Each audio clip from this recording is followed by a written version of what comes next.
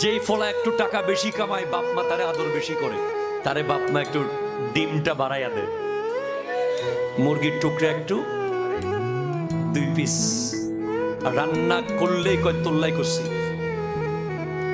কথা বলা ঠিক কিনা জোরে বলেন না?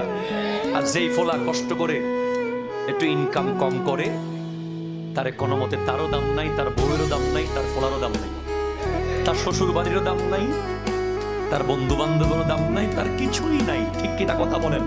হারাম, হাযা হারামুন। বাবা মায়ের জন্য প্রত্যেক সন্তান সমান। ঠিক কিনা কথা জোরে বলেন? এটা যদি কেউ করে থাকে, উনি জুলুম করেছে। রিজিকের মালিক আল্লাহ। একজন 1 লাখ টাকা কামাবে, আর একজন 5 লাখ টাকা কামাবে, যার নসিবে যা সে টাকা কামাবে। কিন্তু বাপ মা যদি 1 লাখ টাকা যে কামাচ্ছে তারে স্পেশাল আয়োজন করে, আর 5,000 যে কামায় তারে পাত্তা না দেয়, ওই বাবা মা সন্তানের উপর জুলুম করেছে। ঠিক কিনা কথা জোরে বলেন?